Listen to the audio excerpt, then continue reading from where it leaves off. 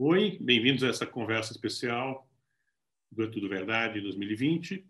No dia do encerramento do festival, nós tivemos a triste notícia da morte do Zusa Homem de Melo, um dos grandes historiadores e críticos da música brasileira, amigos de tantos de nós, amigo carinhoso, um homem de enorme generosidade com seu saber. E naquele dia eu soube também, por um e-mail de outro amigo do festival e outro amigo meu, Jorge Bodansky, que lançou um filme Utopia Distopia no festival, teve mais um filme exibido e participou do Júri Internacional da Tudo Verdade, que ele tinha um documentário inédito feito há alguns anos com o Zusa.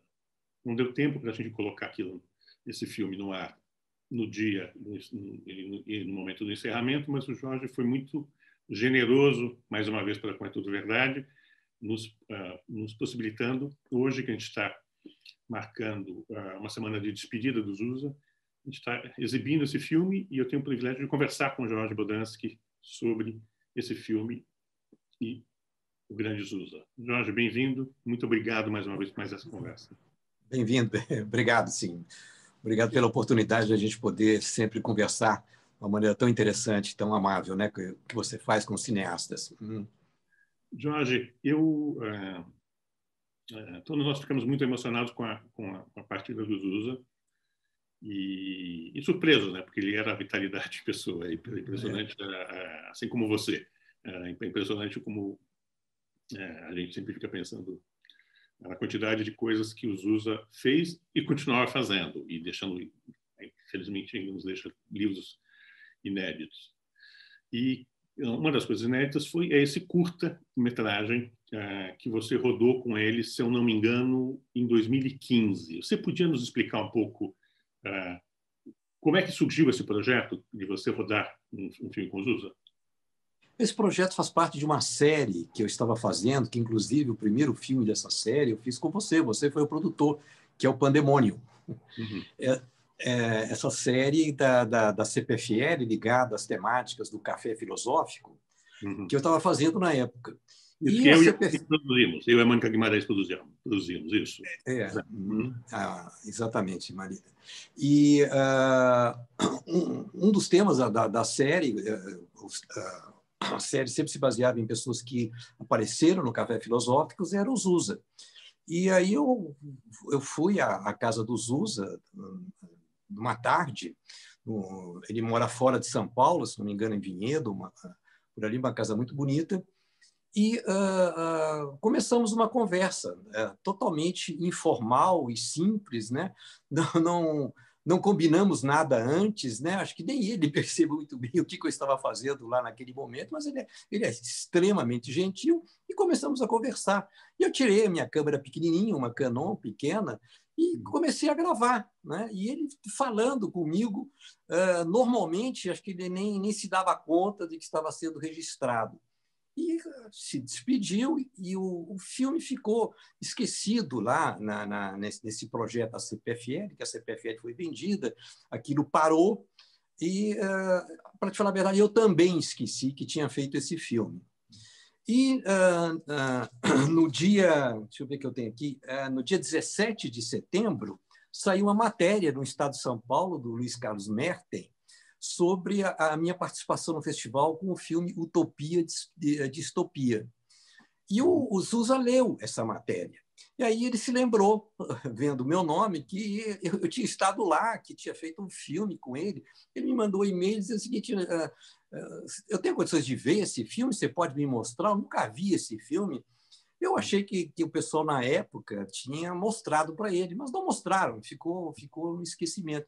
Eu mandei o link do filme, ele viu e me respondeu no dia seguinte com uma carta amabilíssima, né? Todo feliz da vida de ter conhecido esse trabalho, que ele não imaginava nem que isso seria o filme. Ele mesmo diz na carta, uma conversa informal que se transformou num documentário onde ele me contou o que ele estava fazendo, quais eram os projetos do momento. Como isso era 5 anos atrás, e ele na carta coloca: olha que felicidade, todos os projetos que eu cito nesse documentário se realizaram. inclusive o último, que é a biografia do Tom Jobim, né? João Gilberto, do João Gilberto. Do João Gilberto, desculpa. João Gilberto. E ele terminou exatamente na semana que ele faleceu, agora, há 10 dias atrás. E recebi a carta, eu não dei nem tempo de responder para ele, né? Eu ia dizer para ele, mandar os horários da exibição do filme Utopia, Distopia, que ele estava muito curioso de ver, para facilitar para ele a entrada no link do festival e tudo. E quando, de repente, né, a gente recebe essa notícia trágica de que perdemos ele, né? Ele morreu dormindo, né? Teve um infarto fulminante enquanto estava dormindo. Olha que coisa, né? E aí tudo isso veio à tona. Eu falei, olha, a carta dele, o e-mail dele na minha mão, que eu não deu nem tempo de responder. E esse filme, né, que a carta é extremamente simpática, que ele fica surpreso e elogia, né, a maneira simples com que foi feita, informal totalmente. Ele fala muito bem, né? Os usa, você não precisa fazer nada, você simplesmente tem que ficar ouvindo ele, que tudo que ele fala já é um livro, já é um filme, já é uma matéria, já é uma reportagem, né? Ele é uma enciclopédia, era uma enciclopédia mesmo. Agora, quando você... Eu ia te perguntar se você, quando foi conversar, quando foi para a casa dele, se você fez uma lição de casa, se você leu alguma coisa, viu alguma entrevista anterior dele para aquela conversa, ou se aquilo veio espontaneamente, nasceu do momento do encontro. Não, eu já tinha visto durante muito tempo, sempre a gente vê, o Zula era muito presente, né, em entrevistas, na televisão e tudo, mas eu não me preparei intencionalmente, porque eu queria que ele desse a pauta. Né? Eu não queria fazer perguntas para ele, né? Apenas disse, Susa, vai conversando, conta a sua história, o que você acha interessante, que você gostaria de falar hoje, né? E aí ele foi andando, ele disse, eu vou pegar um disco por um acaso total. Então, ele jogou uma letra, né? E tirou o Radamés Inátari, né? Total acaso. Total acaso. E assim começou essa conversa, né?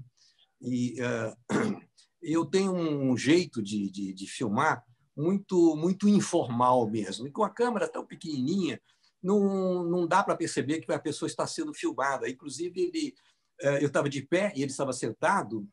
Vocês reparam que no filme ele está sempre olhando para cima. Na realidade, ele está olhando para mim, mas a minha câmera estava mais baixa. Porque eu teria que me abaixar, não tinha cadeira para sentar, ficar agachado, isso ia cansar. Mas eu também precisava da câmera mais próximo a ele, que eu queria. Então, ficou essa coisa dele olhando para cima, mas é para mim que ele está falando. Mas acho que isso, quando eu vi o curta, o que me aqueceu muito o coração foi perceber os Zusa de perto. Houve até um belo longa-metragem feito recentemente, há 2 anos, sobre ele, né? Que é um longa em que ele e a Ercília Lobo, sua esposa, ajudaram a viabilizar, digamos assim, e que é muito bacana, que faz também essa curva inteira da trajetória dele, a importância da viagem no final, acho que é de 57, né, que ele vai para os Estados Unidos, a experiência dele na volta aqui, o trabalho primeiro como técnico nos festivais e a constante atividade como jornalista, que dá uma ideia muito da biografia. Agora, o teu filme, eu acho que pelo teu jeito de filmar e pelo jeito informal, completamente da abordagem, a gente reencontra os usos que a gente encontrava no restaurante, na entrada do cinema, na saída de um show, só que com o privilégio de fazer isso na casa dele, né? E ele, de fato, te guia, né? Porque o filme nos dá uma versão condensada da biografia dele, né? De certa maneira, com muita intimidade, né? Porque estavam só nós, né? E ele super à vontade, né? Na casa dele, com os discos dele, a coisa que ele mais gosta são a coleção de arquivos, de discos que ele tem, que é fantástica, né? Uma coisa incrível. Então, para ele pega com tanto prazer aqueles antigos long plays, os discos 78, né? Ele tem uma alegria em mostrar isso, né? A capa do disco, a contracapa, o que o disco diz. Isso passa nesse filme, né? É a alegria dele de viver, de contar histórias, né? Ele é uma pessoa assim, é uma unanimidade em termos de alegria, delicadeza e inteligência, né? Eu tive muita gratidão e muita sorte de ter convivido esse pequeno tempo, essa tarde com ele, né? Que rendeu esse trabalho, e mais feliz ainda de ter redescoberto esse trabalho e agora poder mostrá-lo, né? E como ele viveu muito essa história da música, é muito impressionante isso, que ele, pelo menos esses dois momentos, que é o auge do jazz em Nova York, que é nos anos 50, e um dos auges da música popular brasileira, que é no final dos anos 60, o período dos festivais, o começo dos anos 70, com a afirmação do MPB, ele foi testemunha, não só testemunha, como músico em Nova York, estudante, como técnico e jornalista aqui no tempo dos festivais da MPB. Ele não é só um especialista falando, isso que eu quero falar, né? Ele é uma testemunha ocular e auditiva da história. Não, então, ele ainda tinha mais, né? Ele era amigo dessas pessoas, né? Exato. Ele era amigo íntimo desse pessoal todo, né? Ele convivia com eles com muita intimidade, né? Não por causa do trabalho, por causa da maneira dele de ser, que é impressionante, né? Como ele chega, né? Então você se torna amigo dele nos primeiros 3 minutos de conversa, você já sente que você é um grande amigo dele. Ele fazia isso com todos, né? Então, ele tinha essa intimidade, essa amizade sincera com essa geração toda, tanto nos Estados Unidos quanto no Brasil. E ele fala, no final do filme, ali desses 2 projetos, o livro do Samba Canção e do João Gilberto, né? E é incrível, quando ele vai falar do João Gilberto, e você mostra as 3 capas que ele mostra para você, as capas dos 3 primeiros LPs, com que o João Gilberto